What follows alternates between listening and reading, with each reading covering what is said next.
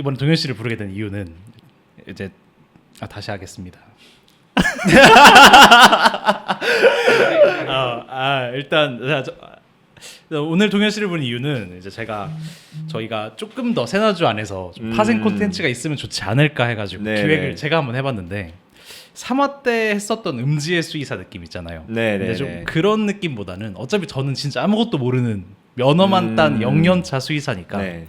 그러니까 결국엔 동물병원도 너무 궁금할 거잖아요. 할 수도 그쵸, 있고 그쵸. 나중에 이제 회사가 망하면 어쩔 수 없이 되겠지만 그래서 이제 그 다른 좀 전문가분들이나 아니면 동물병원 아니더라도 다른 직종 관련 반려동물 관련 직종분들에 대해서 좀 제가 궁금한 점도 있고 아니면 또 사람들도 그걸 궁금해할 수도 있으니까 그래서 그런 점들을 어느 정도 이렇게 좀 소개를 하려고 그리고 궁금한 거 진짜 물어보려고 그다음에 이제 한 분씩 초빙을 할 생각이고요. 그래서 이제 1화로 부른 게 전동현 씨입니다. 안녕하세요. 네. 저는 전동현이라고 하고요. 사실은 이제 원래 세나주는 주인들 이제 사실 반려동물 키우는 분들을 이제 초청해서 하는 걸로 알고 있는데 저는 도마뱀을 한 마리 키우고 있어서 도마뱀을 키우고 있고 그 걔는 크레스티드 게코 도마뱀이고 네. 2살 정도 됐고요. 남자애입니다. 그리고 걔는 이제 걔를 키우고도 있고 저는 수의사이기도 하고 네. 동준 씨랑 이제 동기였으니까 네. 그렇게 돼서 그래서 제가 조금 더 좀 솔깃해서 나온 것도 있는 것 같기도 하고요. 네, 그렇습니다. 그냥 개코 사람들이 잘 알고 있는 전 잘 모르니까 네. 또 특수동물병원도 몇 번 오래 계셨잖아요. 1년 넘게 1년 계셨으니까. 정도 있었죠. 그럼 그냥 개코도마뱀이랑 크레스티드 개코도마뱀이랑 좀 다른 게 있나요? 아니면은 게코도마뱀이라고 하면 사실 종류가 되게 많아요. 그래서 예전에는 게코도마뱀 하면 레오파드 게코라고 해서 네. 좀 뭐라고 해야 될까? 부치류는 아니고 부치류는 이런 벽 같은 데 붙는 애들이에요. 부치류라고 네, 해요. 부치류. 도마뱀 붙어서? 부치. 그래서 네. 붙어서 그런 친구들은 아니고 그냥 바닥에서 이렇게 다니는 친구들을 네. 레오파드 게코가 한때 유행이었고 네. 요즘은 그냥 게코 하면 보통 크레스티드 게코. 걔는 부치류거든요. 이거 붙고 막 이렇게 그런 친구들을 보통 요즘은 게코도마뱀이라고 합니다. 그러면은 그냥 좀 도마뱀이 엄청 물론 많이 키우시는 분도 요새 많아졌는데 네, 맞아요. 엄청 대중적인 동물은 아니잖아요. 그쵸. 네. 네. 강아지 고양이보다 좀 도마뱀을 키우시는 그런 이유 같은 것도 있나요 혹시? 사실은 강아지는 제가 학창 시절 때 2마리 정도 키웠고 애들이 다 무지개 다리 건넜고 이제 그때는 우리 옛날에 생각해보면 막 산책도 매일 나가는 거 아니고 가끔가다 한 번씩 나가고 이랬잖아요. 이제 그런 거를 생각하고 하다 보니까 많이 못 해준 것 같은 느낌이 드는 거예요. 그러니까 이게 뭔가 요즘은 거의 애기처럼 키우는데 그걸 너무 하기가 지금 맞벌이기도 하고 네. 그러니까 뭔가 도와주기가 애기를 좀 케어해주기 너무 어려우니까 뭘 키울까 하다가 키운 건 아니지만 이제 원래는 키우게 된 진짜 구체적인 이유는 와이프가 키우다가 최근에 결혼을 했는데 이제 저한테 넘어온 거죠. 그 책임권이. 네. 결혼 생활은 행복하신가요? 너무 좋죠. 집에 가는 게 너무 기다려지고. 그렇죠. 또 이제 수의사분들은 저는 일을 안 해보긴 했지만 네. 수의사분들은 좀 출퇴근이 자유롭지가 못하잖아요. 맞아요. 그러니까 예를 들어서 좀 야근이 잦다든지 뭐 음. 그런 거를 포함해서도 이제 좀 잘 결혼 생활이 잘 이렇게 해피하게 이게 이제 진행돼요. 같은 수의사끼리 결혼하거나 아니면 테크니션 선생님이랑 수의사 선생님이랑 결혼하는 이유가 그런 것들을 좀 이해해주기 좀 더 편해서인 것 같아요. 근데 지금 와이프는 이제 그런 업계를 아예 모르니까 네. 처음에는 좀 불만이 많았죠. 왜 야근을 해야 돼? 뭐 왜 진료를 쳐내지 못하고 더 네. 있다가 와야 돼? 뭐 그런 것들이 좀 궁금해했고 사실은 그거에 대한 대답이 막 명확하게 되진 않는 것 같아요. 그냥 뭐 사실은 애기가 왔는데 내가 얘에 대해서 이제 사실은 책임을 지는 거잖아요. 그러니까 뭐 왔는데 갑자기 너무 안 좋아졌다. 내가 입원시켰는데 그러면 얘를 그냥 다른 수의사한테 내 다음 타임 수의사한테 넘기고 오기가 되게 애매하거든요. 그 사람도 그 사람의 진료가 있고 사실은 네. 약간 좀 무책임하잖아요. 그러니까 뭔가 얘가 갑자기 응급대에 가게 됐는데 네. 내가 7시 퇴근이야. 근데 6시 50분부터 얘가 응급대에 있어. 네. 그러면 제가 보다가 오는 거죠. 그런 경우가 생각보다 많나요, 그러면? 그러니까 저는 좀 있었던 것 같아요. 저는 좀 몇 케이스 있었어가지고 막 제 7시 퇴근인데 새벽 1시에 퇴근한 적도 있고. 그러면 이제 종종 퇴근 전에 보통 아프기 시작하거나 아니면 그쵸. 막 상태가 안 좋아질 수도 있는 건가요? 그런 거는 뭐 그런 게 막 꼭 있다 이런 건 아닌데 뭐 꼭 항상 그렇잖아요. 일이라는 게 꼭 없다가도 생기고 네.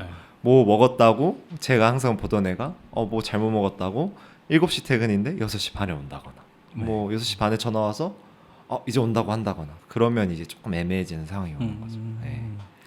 그럼 이제 병원에서 조금 진짜 이 상황은 겪고 싶지 않다나 아니면은 겪고 싶지 않았는데 겪었다 좀 이런 것도 있을까요? 사실은 아직까지는 막 그렇게 그런 건 없었는데 뭔가 처치에 대한 좀 생각을 많이 하니까 처치가 잘못됐다거나 그래서 지금은 이제 그래서 저희 같이 저는 좀 큰 병원에 있긴 하거든요. 네.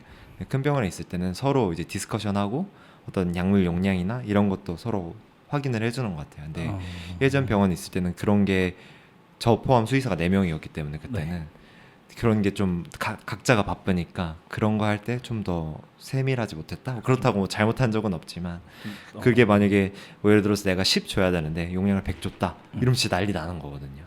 근데 그게 진짜 한치의 차이 때문에 그렇게 되기 때문에 되게 신경을 썼던 것 같습니다. 그때는. 그러면은 지금은 대형 동물병원에 있다 그러니까 그럼 사람이 훨씬 더 많고 그렇죠. 예. 그러니까 이게 살짝 사람으로 치면은 대학병원이랑 의원 느낌인 거네요. 그렇죠. 약간 좀 이제 사실은 우리나라 동물병원 구조 자체가 1차, 2차, 3차가 명확하게 나눠져 있진 않지만 네네. 이제 저는 굳이 따지자면 1차 병원 정도 됐던 거예요. 1차요. 지금은 한 2차 내지 3차 거의 뭐 3차 정도 되는 것 같아요. 왜냐면 이제 저희 동준 씨도 아시겠지만 대학병원이 서울에 2개밖에 없잖아요. 서울대, 건국대 병원밖에 없으니까 거기에 건국대는 이제 동부고 제가 있는 쪽은 서부 쪽이니까 거의 뭐 진짜 그쪽을 거의 담당하고 있는 큰 병원이다. 네, 그 급이다라고 생각을 저희 자체는 하고 있습니다. 아닐 수도 있지만, 네. 그러면은 이것도 좀 궁금하긴 한데 너무 민감한 질문만 얘기 안 해도 되는데요. 그러니까 작은 병원에 있을 때보다 큰 병원에 있을 때는 페이는 더 많이 받나요? 그게 이게 동물병원 바이 동물병원으로 좀 다른데 그렇게 차이 나진 않는 것 같아요. 그냥 뭐 제가 이제 연차가 좀 쌓이니까 그거에 대한 차이는 있지만 뭐 그렇게 큰 차이가 병원별로 1년 차끼리 비교했을 때는 그러니까 거의 또이또이다. 그럴 것 같아요. 근데 제가 그런 거에 아주 민감한 수의사는 아니에요, 사실. 동준 씨가 제 성격을 아셔서 아시겠지만 제가 물론 이게 뭐 돈이 소중하지 않다 이런 게 아니고 그냥 그런 거보다는 저는 뭔가 경험이나 이런 거를 좀 더 중요시 여기고 뭔가 집에서 가까운지 그리고 이제 이제 오너의 그런 성격이나 이런 거를 좀 더 중요시하는 스타일이어서 저는 그냥 뭔가 보통 수의사들은 그 판이 좁으니까 물어보거든요. 이 병원 어때? 저 병원 어때? 이런 식으로 물어보는데 전 그런 거 없이 그냥 갔었어요. 그냥 몇 군데 지원해서 면접 보고 그냥 붙은 데 중에 그냥 골라서 그냥 간다. 약간 이런 마인드로 갔어서 그런 약간 요즘 이제 친구들 이제 인턴 막 나오고 졸업한 친구들은 굉장히 예민하더라고요. 근데 예민할 수밖에 없죠. 예민하다는 게 그러니까 업무적으로 예민하다. 업무적으로도 예민하고 그런 페이도 좀 예민하고. 근데 그런 것들에 대해서 저는 조금 아시잖아요. 네, 좀 되게 둔감한 편이긴 하죠. 되게 둔감한 편이긴 하니까 그렇죠. 근데 저는 만족합니다. 지금 병원에 매우 만족합니다. 네. 그래서 만족할 페이를 받고 있다. 그런 걸로. 그럼 또 이제 또 궁금한 게 제가 저번에 혹시 나온 거 보셨나요? 그 훈련사분 나와가지고 제가 그거는 월드컵도 하고 맞아요. 그런 거 전반적으로는 쓱 봤는데 자세히는 못 봤어요. 그래서 거기서도 이제 그 훈련사분이 얘기를 하시기를 진돗개가 너무 무섭다고. 그러니까 거기는 이제 도클레스라는 큰 유치원 운영하시는데, 그러니까 물론 종별로 뭔가 그거에 대한 건 아니지만 진돗개는 좀 무서울 수 있다라고 하셨는데 혹시 동현 씨도 조금 특정 동물 이게 병원에 오면 무섭다거나 아니면은 좀 쫄린다 이런 게 있을까요? 당연히 있죠. 당연히 있는 게 이게 아무래도 진돗개나 이제 아니면 약간 시바견 같이 우리가 일반적으로 말하는 아키타류 있잖아요. 뭐 약간 아시아계 그런 친구들은 좀 야생성이 강해요. 그러니까 이게 꼭 나쁘다 좋다가 아니고 네. 그러다 보니까 좀 더 이제 되게 장점인 특징도 있는 거고 단점인 특징도 있는 건데 이 친구들은 좀 낯선 환경이 되게 힘들어해요. 그러니까 동물병원은 언제나 낯선 환경이거든요. 네. 이게 숨이 가빠지고 혈압이 오르고 체온이 오르고 이런 데이기 때문에 일반적으로 뭐 말티즈나 뭐 이런 친구들 다 똑같이 그래요. 다 힘들어하고 하지만 특히 이 친구들은 그 흥분도가 좀 더 높다.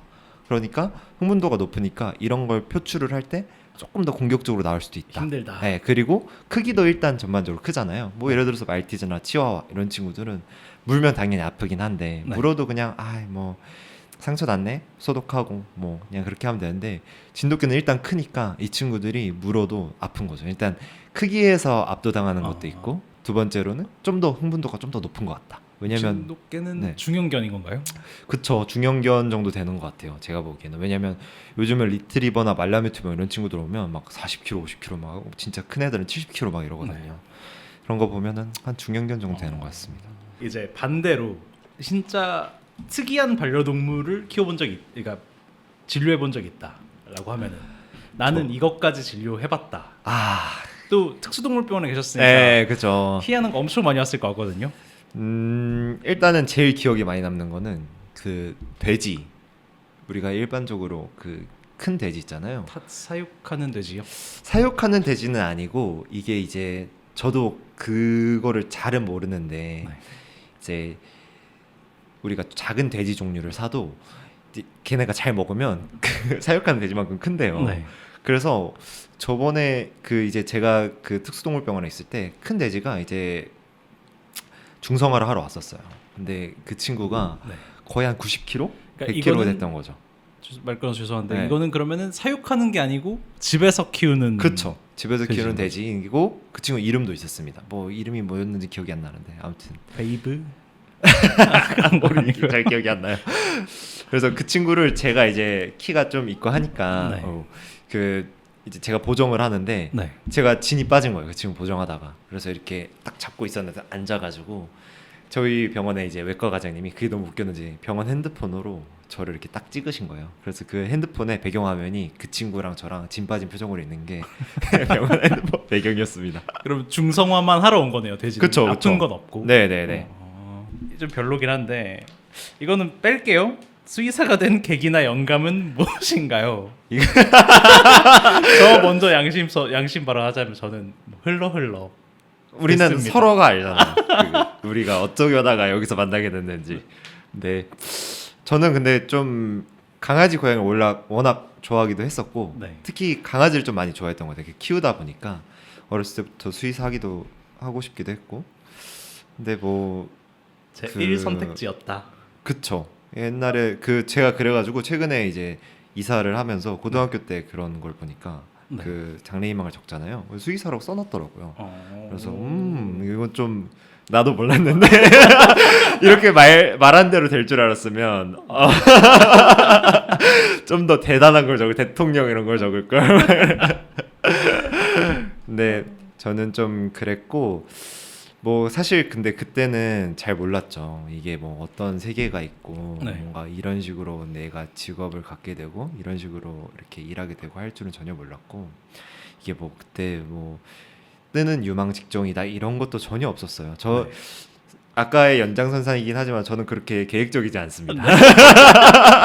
뭔가 따지고 자시고 막 이런 거 할 거 없이 그냥 좋으면 좋은 거고 되게 단순하게 그런 식으로 살아서 그래서 그냥 하고 싶었고 네. 정리하자면 뭔가 살짝 흘러 왔지만 후회는 안 된다. 아 그럼요. 할만하다, 수의사. 할만하다. 저는 음. 좋습니다. 사실은 약간 좀 귀여운 애들 보면 좀 힐링이 되는 것 같아요.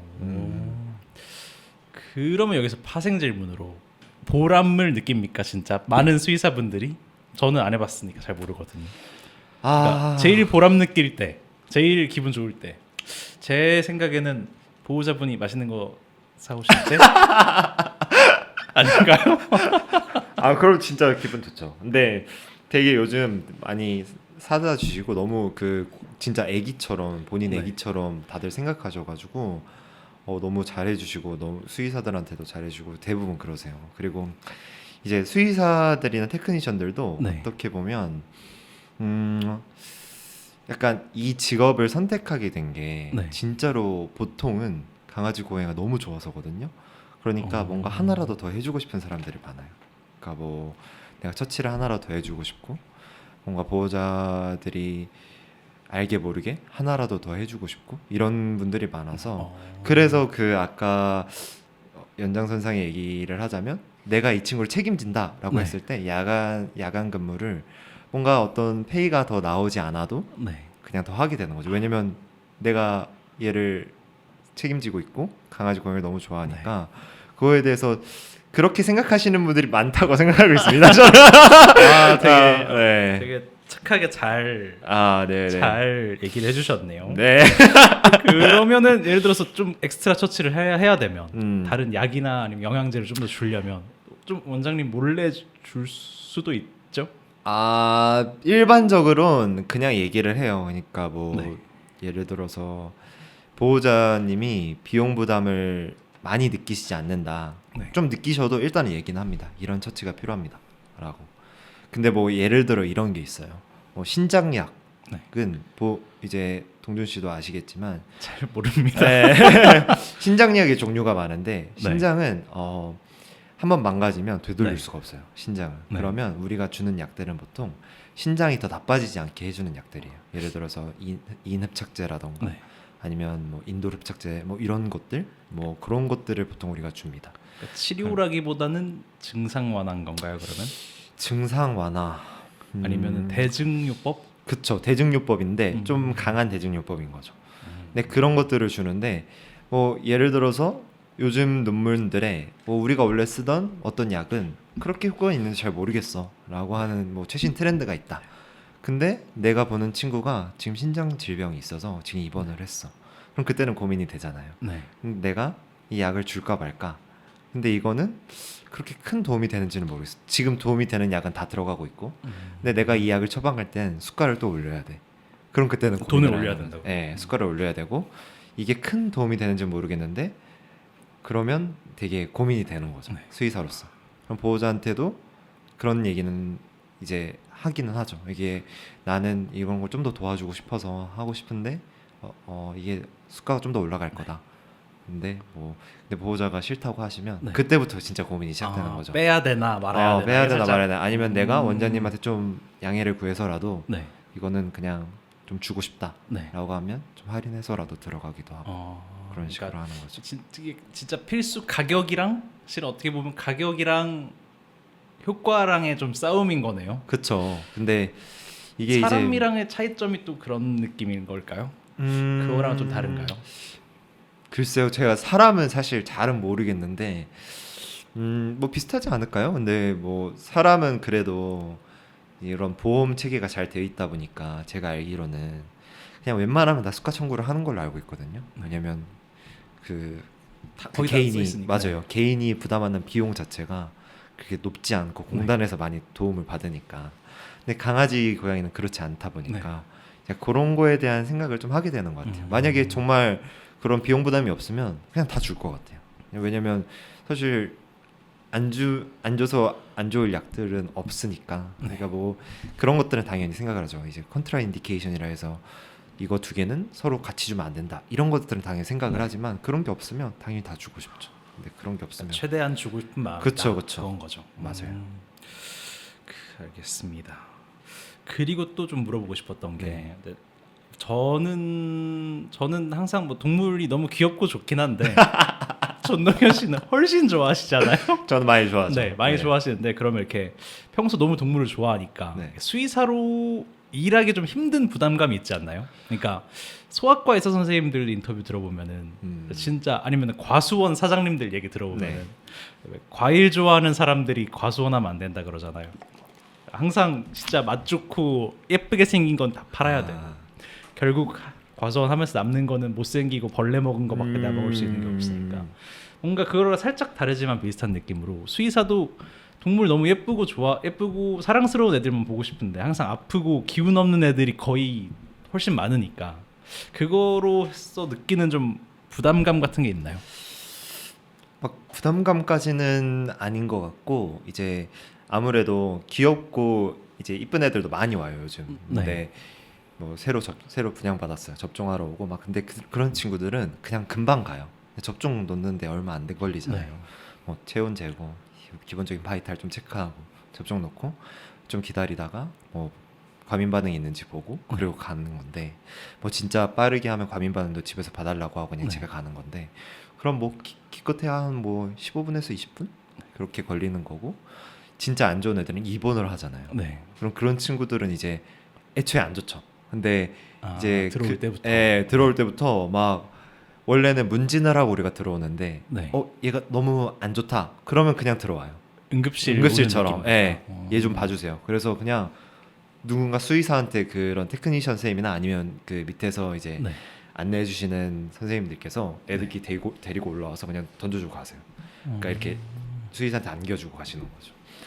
그럼 그때는 이제 그런 생각을 하게 되는데 뭔가 저는 아직까지는 그런 거에 대해서 뭔가 내가 수의사를 해서 좀 이런 부분이 힘들구나 이런 거는 없었고 이제 그 친구들이 떠나는 과정에서 네. 이제 수의사로서 보호자한테 뭔가 이 친구가 가능성이 없다라던가 아니면 좀 안락사를 좀 우리가 논의를 할 필요가 있다라고 할 때 그 보호자님들이 그 마음의 준비가 안 됐을 때 그게 좀 많이 힘든 것 같아요. 그러니까 실제로 진짜 안락사를 시키거나 해야 될 때. 예, 근데 이제 아니면 응급이 터져서 지금 우리가 약물로만 심박이 뛰고 있는데 네. 사실은 약물로만 심박이 뛴다는 게 뭐죠? 우리가 이제 응급일 때 네. 어떤 심박이 뛸 수 있게 하는 심박이 좀 더 많이 뛰게 하고 네. 심박이 박출량이라고 하는 게 늘어나는 약들을 쓰는데 그런 것들은 약물을 투여했을 때 그냥 알아서 뛰어요. 아시겠지만 네. 뇌에 의해서 뛰는 게 아니고 어떤 약물에 의해서도 심박이 뛰거든요. 그럼 약물에 의해서도 이제 아니면 교감신경, 부교감신경에 의해서도 이게 자율적으로 촉진되고 하잖아요. 항진되고 그런 것들을 이제 우리가 관장하면서 그런 약물을 넣는 건데 그런 약물에 의해서 뛰거든요. 네. 근데 그거에 의해서 뛰는 거는 사실 우리가 ECG라고 해서 심전도를 보면 알아요. 심전도가 모양이 예쁘지 않다. 뭐 이런 식으로 보면 아는데 그럼 그런 것들은 우리가 심장 마사지를 해주거나 아니면 그런 약물에 의해서 뛰는 거는 이제 보호자한테 얘기를 하죠. 이제 심장 마사지 하면 CPCR이라고 해서 네. 우리가 이렇게 심장 마사지 하면서 애가 지금 그거에 의해서 뛰고는 있는데 아마 우리가 정지하면 알아서 천천히 줄어들 거다 심박이. 네. 이제 그러면 보호자님들은 이제 원래 준비하고 계셨던 분들은 무덤덤하게 그냥 그만해달라고 하시는 분들도 있고 하지만 그게 마음의 준비가 안 되셨던 분들은 막 이제 오열도 하시고 이제 그거를 이제 포기를 못 하시는 분들은 계속 해달라고 하고 애기 살아날 때까지 소생이 될 수도 있으니까 그런 걸 볼 때 좀 마음이 아프죠. 그러니까 이게 어떻게 진료를 하게 되면 뭔가 살짝 내가 보호자는 아니지만 내 강아지 같은 느낌이 들잖아요. 맞아요. 내 환자고 내 강아지 같은. 맞아요. 그래서 마음이 아프다 이거죠. 맞아요. 사실은 거의 같이 키운다고 생각을 하는 것 같아요. 안 좋은 친구들일수록. 사실 뭐 백신 맞고 이제 백신 프로토콜대로 쭉 하고 중성화까지 하고 우리나라 보통 중성화니까 중성화 끝나고 나면 이제 그 친구들은 안 아프면 되게 건강하니까 어리니까 안 오면 좋은 거고 이제 나중에 아팠을 때 오면 되는 건데 뭐 중간에 아프면 또 오면 되는 거고 하니까 하면 되는 건데 이제 워낙 아프던 친구들은 이제 보호자한테도 뭐 심장이 안 좋다, 신장이 안 좋다 이런 애들은 보호자가 관리를 엄청 해줘야 돼요. 약도 먹고 뭐 신장이 안 좋으면 집에서 피하수액도 놓는 것도 알려드리고 예를 들어서 당뇨가 있다. 그러면 당뇨는 인슐린을 못 만드는 거거든요. 네. 그럼 집에서 인슐린 주사도 놔야 되고. 그러면 집에서도 그 실은 놓는 것도 이제 수의사가 허가하면 아니면 이렇게 그쵸, 안내해드리면은 그 정기적으로 집에서 놔도 되는 네, 거죠? 집에서 그냥 매일 놉니다. 어. 네. 그래서 그런 것도 하고 막 이제 그렇게 하는 거죠. 그렇게 관리를 하는데 이제 그래서 저는 약간 팀이라고 생각을 하는 것 같아요. 그러니까 보호자랑 네. 나랑 나랑 팀이다. 셋이서 팀이다. 셋이 뛰는 2인 3강 느낌인데. 그렇죠. 그러니까 뭔가 우리가 조별과제 할 때 정보 조사는 내가 하고 그래서 이제 발표는 보호자가 하는 거고 이제 혜택은 강아지가 보는 거고 약간 이런 느낌으로 셋이서 팀업을 한다. 그런 식으로 생각합니다. 네. 그러면은 전 이것도 궁금한데 이제 병원에서 일하면 동물들이 뭔가 미세한 느낌이나 표정 변화 같은 게 있잖아요. 맞아요. 그러면 얘는 딱 스트레스 받았다. 아니면은 뭔가 얘는 좀 감정이 딱 느껴지는 그런 모먼트가 있나요? 병원에서 일하면서. 왜냐면은 당연히 마음은 치료해주고 싶고 너무 생각해주는 마음인데 얘한테는 너무 적개심 넘치는 환경이니까 저 맞아요. 얼굴만 보면 나는 항상 아프고 맞아요. 이 냄새랑 주사랑은 언제나 동반이 되고 맞아요. 또 보호자는 언제든 나가서 한동안 안 들어오고 맞아요. 그러니까 맞아요. 혹시 그런 게 좀 있나요? 미세한 포인트 변화가? 그냥 일단은 진료실 들어올 때부터 애들이 안 들어오겠다고 이제 딱 버티죠. 그 딱 이렇게 딱 이 자세 다 있잖아요. 난리를 쳐. 예, 딱 이렇게 안 가겠다고. 근데 이제 그런 것도 있고 사실 입원했을 때도 표정이 좀 안 좋고 약간 좀 뭐라 해야 돼 긴장한 표정? 약간 그런 것들이 느껴지고 근데 저는 좀 요즘은 그런 표정보다도 그런 호흡수나 네. 그런 뭐 어떤 혈압 이런 걸 많이 체크하는 것 같아요. 그러니까 우리가 병원에 있으니까 그걸 스트레스로 네. 보려고 측정하는 건 아니지만 확실히 병원에 있을 때 호흡수나 혈압이 많이 증가합니다. 그러면 이제 좀 스트레스 받았구나. 그래서 사실은 가장 좋은 건 집에서 재우는 게 가장 좋기는 해요. 근데 집에서는 호흡수는 잴 수 있는데 혈압은 재기가 힘드니까. 네. 근데 집에서는 웬만하면 호흡수 재우시라고 하면 좋기는 한데 사실 보호자님들한테 그러면 너무 많은 걸 넘겨드려야 되는 거니까 와서 재고 하는 거죠. 근데 표정보다는 그런 걸 많이 보는 것 같아요. 저는. 2년차 수의사가 되면 정리하자면 2년차 수의사가 되면 호흡과 맥박을으로 스트레스를 아니 확인할 수 있다. 그런 건 아니고 근데 뭔가 이제 그런 것 같아요. 뭐 몇 년차 수의사다 이런 거보다도 네. 수의사들은 보통 이제 좀 우리는 데이터베이스로 얘기를 해야 되잖아요. 그러니까 뭐 예를 들어서 네. 뭐 얘가 보호자는 당연히 그렇게 얘기할 수 있어요. 얘가 토했어요라고 얘기를 했는데 네. 이게 우리 배우면 그 보미팅이랑 네. 리거지테이션은 다르잖아요. 그러니까 내가 구토를 윽윽 해서 오액했는지 네. 먹자마자 팍 이렇게 뱉었는지 이건 다르거든요. 질병이. 배운 것 같습니다. 네, 그렇죠. 기억나시죠? 기억나실 거예요. 근데 그런 것들은 이제 우리가 그럼 그런 것들은 보호자는 그렇게 얘기할 수 있어도 확실하게 써놔야 되는 거죠. 얘가 그게 뭔지. 근데 그런 것들의 일환이 예를 들어서 수의사끼리 얘기하는데 얘 좀 스트레스 받은 것 같아요 네. 라고 얘기하기보다는 얘가 평상시보다 호흡이 올랐어요. 아니면 평상시보다 혈압이 좀 증가했어요. 그래서 보통은 입원을 시키면 그 RR이 레스퍼레이토리 레이트인데 네. SRR을 재요. 왜냐면 얘는 병원에서 어쨌든 흥분해 있는 상태니까 슬리핑, 그러니까 잘 때 재버리는 거예요. 똑똑하네요. 네, 그러면 내가 스트레스를 받지 네. 않고도 호흡수의 그런 스트레스 요인이 없이 호흡수를 평가할 수 있는 거죠. 근데 그런 SRR이 높다. 그러면 호흡수랑 얘 스트레스 상관없이 폐나 이런 데가 심장이 진짜 안 줄 수도 있겠다. 네. 라고 평가를 하니까 그러니까 그런 것들에 대해서 저도 처음에 되게 힘들었거든요. 왜냐면 저도 그렇게 뭉뚱그려서 말하는 거 좋아하잖아요. 네. 그냥 동준 씨한테도 오늘 한 저녁 좀 볼까? 막 이렇게 이런 거 좋아하는데 그런 일을 할 때는 네. 좀 더 저도 아직 연습하고 있는 것 같아요. 그런 것들을 좀 더 정확하게 얘기하는 연습 그런 것들을 하고 있는 것 같습니다. 그러면 저는 그것도 배웠던 것 같기도 한데 뭔가 강아지랑 고양이 진료 볼 때 좀 차이점 같은 것도 있나요? 그러니까 보호자별 성향 차이나 아니면 얘네들은 진료 이렇게 다르게 본다. 일단은 요즘은 고양이 전문 병원이라 해서 고양이 네. 이 친화 병원도 많아지고 그 마크 달려 맞아요. 그리고 저희 병원도 이제 그 고양이 진료실 따로 있어요. 네. 그래서 아예 분리가 되어 있거든요. 네. 고양이 처치실도 따로 있어요. 그래서 거기는 좀 조용해요. 조용하고 강아지 소리도 안 들리고. 네, 좀 덜 들리죠. 근데 그쵸. 그래서 그런 것도 좀 영향을 미치고 보호자님들은 요즘은 사실 저희 처음 졸업할 때는 좀 네. 다르다는 얘기 많이 들었는데 요즘 강아지 보호자님들도 되게 네. 그 애들 많이 신경 쓰셔가지고 네. 거의 요즘은 막 그렇게 큰 차이 없는 것 같아요. 근데 고양이 보호자님들이 조금 더 예민하신 것 같기는 해요. 그러니까 뭔가 예민하다고 표현하기보다는 좀 센시티브하다고 해야 좀 더 감각적이라고 해야 될까요? 뭔가 왜냐면 얘네가 좀 더 야생성이 있으니까 그런 표출을 잘 안 하니까 좀 네. 금방 알아차리고 데리고 오시고 이런 게 좀 더 빠른 것 같습니다. 그렇습니다. 그래서 일단 휴식 시간을 갖고 돌아왔고요. 네. 어때요? 좀 하실만 하신가요? 네. 옛날 생각나고 좋아요. 네. 재밌어요. 그러니까 뭔가 그래도 이런 이야기를 하는 게 좀 재밌긴 하죠. 네, 재밌죠. 자주 나와주시는 걸로 알겠습니다. 그래서 또 이제 제가 궁금했던 점이 이제 보호자분들을 엄청 많이 보잖아요. 하루에 네네. 보통 몇 건 정도 보시죠? 보호자분들 하루에 뭐 많을 때는 뭐 10개 정도 보는 것 같고 진료가 10개 정도. 뭐 적을 때는 뭐 한두 개 보는 날도 있고 두세 개 보는 날도 있고. 그러면 이제 진짜 하루에 10건씩 거의 한 달에 200건 이상의 200명 이상의 보호자를 보는 거잖아요. 어떻게 보면. 그 정도까지 뭐 그렇게 네. 치죠.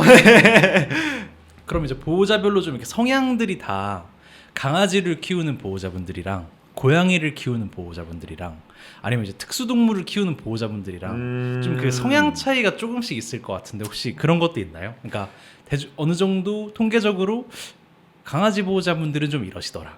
아니면 고양이 보호자분들은 이러시더라. 좀 이런 느낌으로. 저는 사실 막 엄청 섬세하지 않아서 그런 거 잘 네. 모르겠는데 고양이 보호자님들은 보통 조금 더 섬세하시고 그리고 좀 한 마리 키우면 여러 네. 마리를 키우고 싶어 하세요. 점점 이렇게. 네, 그래서 어떤 분은 제가 지금 진료 보고 있는 분 중에 한 분은 7마리 키우세요. 근데 이제 그러면 좀 어려운 게 어떤 애기가 혈뇨를 봤다. 네. 그러면 누군지 몰라서 이제 뭘. 보초를 서야 되는 거예요. 그 화장실 앞에서 누구야, 혈뇨 누구야 이렇게.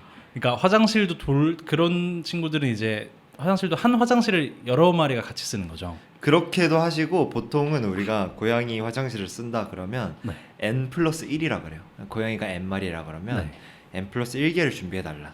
근데 그게 집에. 네. 네.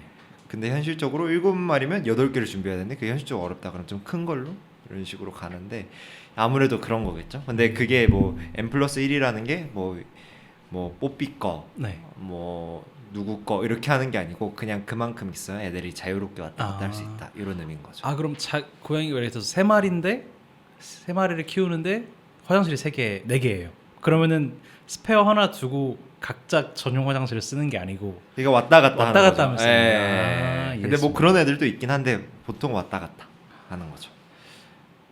그럼 강아지 보호자분들은 좀 특징 같은 게 있을까요? 특징이라고 할 만한 게 조금 더 좀 뭐라고 해야 될까? 좀 유순하세요. 약간 뭐라고 해야 되지? 유순하다는 게 뭔가 성격이 그렇다기보다는 네. 이 정도면은 괜찮을 거예요라는 그런 약간 스탠스가 있다고 해야 되나? 그러니까 뭐 워낙 얘를 그 애기처럼 잘 돌봐주시니까 고양이는 그래도 약간 조금 독립적이잖아요. 네. 근데 얘에 대해서 좀 더 잘 아는 그런 느낌이 있어요. 그래서 뭐 이 정도면 괜찮을 것 같은데 약간 이런 거에 대한 생각이 조금 더 많으신 것 같아요. 근데 고양이 보호자님들은 좀 더 섬세하시니까 이거 이렇게만 돼도 바로 병원 오고 강아지 보호자님들은 이거는 괜찮을 것 같다. 약간 좀 이런 경향이 있는 것 같아요. 그러니까 오히려 독립적이니까 좀 더 신경도 많이 써주셔야 되는 것 같고. 그쵸. 이해했습니다. 특수동물 보호자분들은요? 예를 들어서 햄스터 보호자분이나 햄스터 아니면은 보호자님들은 새도 요새 맞아요. 앵무새나 앵무새도 인코 같은 것도 많이 키우시잖아요. 맞아요. 앵무새도 많고 특수동물 보호자님들이 조금 더 이제 그 애기들을 특히 앵무새들은 좀 네. 사람의 손을 많이 타요. 걔네는 자해하는 이유가 좀 네. 그러니까 심심하다기보다는 좀 외로워서 외로우면 털을 털을 뽑고 그런 게 좀 많아요. 그래서 그런 것들에 대해서도 좀 많이 신경을 쓰고 그리고 뭐 이렇게 컴퓨터를 하고 있다. 네. 그래서 너무 많이 한다 보호자 컴퓨터를. 그러면 어떤 앵무새는 키보드에 자판 하나 뽑아요. 이렇게 와가지고 막 그런 애들도 있어요. 그러니까 머리가 그만큼 좋으니까. 애정 결핍이 좀 있는 애들도 있고. 그래서 그런 거다 보니까 뭔가 저는 처음에 앵무새 진료 볼 때 조금 더 덜 할 줄 알았는데 그런 거 보면 좀 더 애착도 많으시고 그러신 것 같다라는 생각이 들었고 햄스터는 아무래도 좀 이제 진짜 햄스터가 성인이 키우는 것보다 이제 네. 아이들이 키우는 경우가 많으니까 네. 아이들이 키우고 이제 보호자님이 아이인데 그럼 어머니 아버지가 데려오시는 거죠. 네. 이제 아기가 아플 때 그러다 보니까 약간 그런 의사소통의 문제가 좀 있었던 것 같아요. 그러니까 좀 이 친구에 대해서 좀 더 잘 알고 싶은데 아니면 뭐 어떤 생활사나 이런 거 알고 싶은데 물론 진짜 꼼꼼하게 하는 어린 친구들도 있지만 네. 그렇지 못하면 약간 조금 어려웠던 것 같다. 그러니까 정보의 부재가 계속 그렇죠. 생긴다. 정보의 부재도 있고 그리고 이게 아무래도 주 보호자가 그 이제 비용을 내시지 않는 분이니까 네. 그러니까 비용을 내는 분과 주 보호자가 다르니까 그들 간의 그 마찰도 진료실 안에서 일어날 때가 있죠. 그러면 이제 조금 난감한 상황이 몇 번 있었죠. 네. 근데 어떤 뭔가 딱 특징이라기보다는 보통 그렇게 가족 단위가 많이 왔던 것 같아요. 햄스터는. 이해했습니다. 네. 이건 조금 더 뻔한 얘기일 수도 있는데 이제 안 키우시는 분들 중에 저희 가족도 진짜 강아지 키우고 싶어 하거든요. 저 말고. 알죠. 그래서 이제 안 키우시는 분들 중에 이제 성향이나 아니면 직업 같은 게 있으면 이런 보호자분은 좀 이런 걸 키우시면 좋을 것 같다나.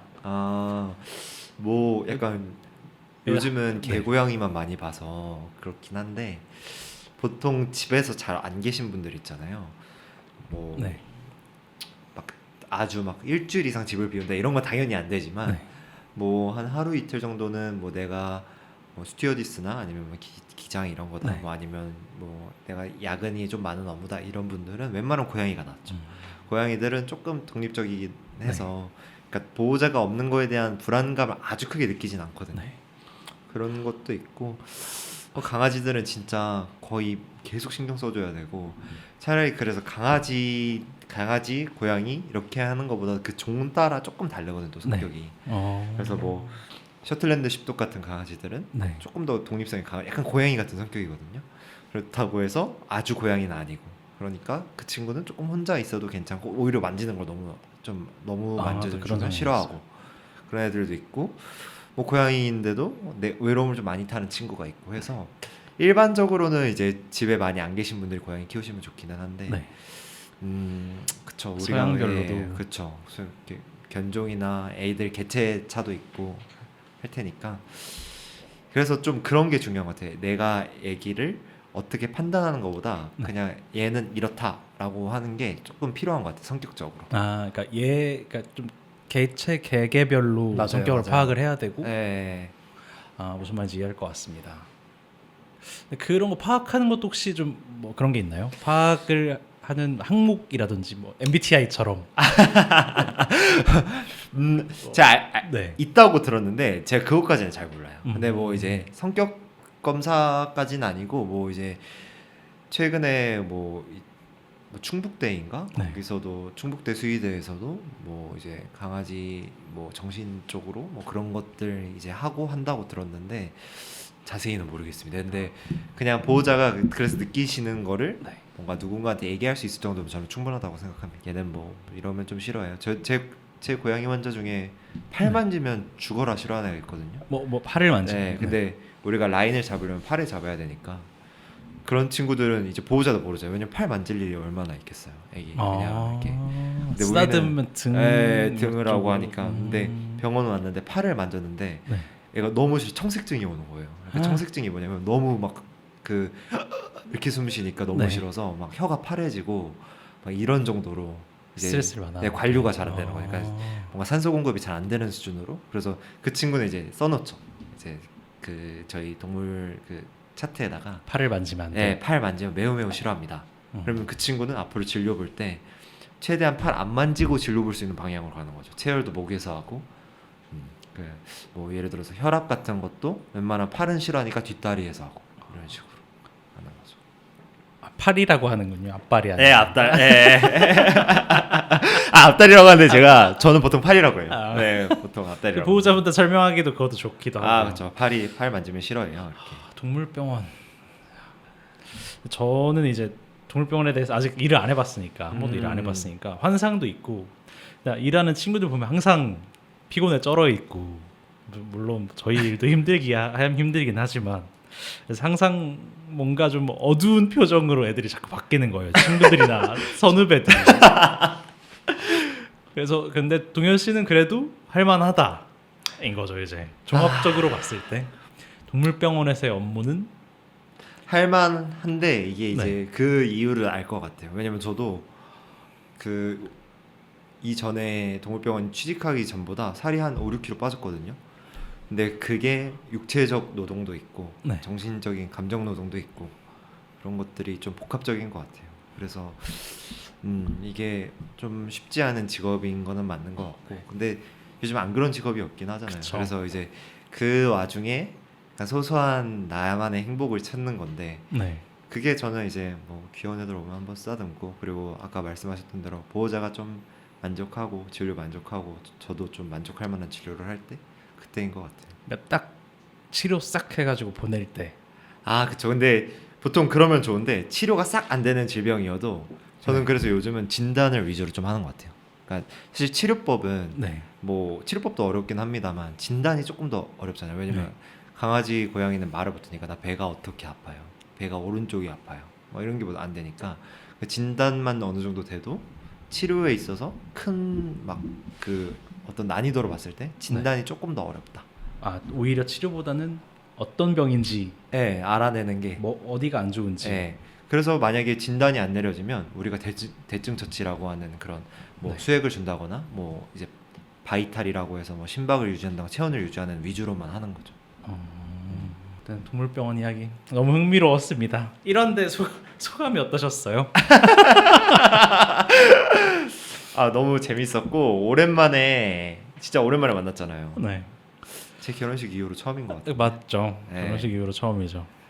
그 너무 오랜만에 만나서 즐거운 마음에 제가 말을 너무 많이 한 게 아닌가라는 네. 생각도 들고 좀 문제되는 부분은 알아서 잘 처리해 주시고 네. 한번 들어보시고 네. 한번 들어보시고 아 이거는 빼주십시오 하면은 또 다 빼드리니까. 네, 그럼요. 그리고 혹시 또 다른 나왔으면 좋겠다는 직종이나 아니면 이런 아. 것도 좀 궁금하다라는 거 있습니까? 저도 아까 말씀하셨듯이 어떤 훈련사들에 대한 얘기가 좀 궁금해요. 그러니까 네. 제가 학부생 때 그 이제 송파에 그때 정신과 쪽으로 하시는 분이 계셨거든요. 그 독일에서 박사까지 따시고 수의사로 네. 그 정신과 쪽을 하시는 분이 계셨는데 그 병원에 가서 제가 실습한 적이 있었어요. 네. 근데 그때 되게 흥미로웠거든요. 어떤 진료 보는 체계 자체가 되게 달랐고 네. 뭔가 그런 진단을 내리는 과정이나 뭔가 그런 것들이 너무 흥미로웠는데 어떤 훈련사들도 그런 메커니즘을 가지고 하는지 그런 게 네. 너무 궁금하고 만약에 그렇다면 어떤 메커니즘인지 좀 궁금하기도 하고 그리고 뭐 어떻게 제가 진료 볼 때 차용할 수 있는 것들이 있을까 이런 것들도 좀 궁금하고 궁금합니다. 이해했습니다. 네. 일단 한마디로 정리하자면 2년차 참수의사였다. 성장 중인 수의사입니다. 제목은 뭐로 하면 좋을까요? 제목도 추천해 주시면 최대한 반영해 보겠습니다. 제목은 도마뱀을 키우는데 수의사입니다. 도마뱀 키우는 응애 수의사 아시죠? 응애 수의사. 응애 수의사 괜찮나요? 그러면 첫 외전 방송은 또 여기까지 진행하도록 하겠습니다. 너무 즐거웠습니다. 다음에 또 불러주세요. 네, 고생하셨습니다. 네, 고생하셨습니다.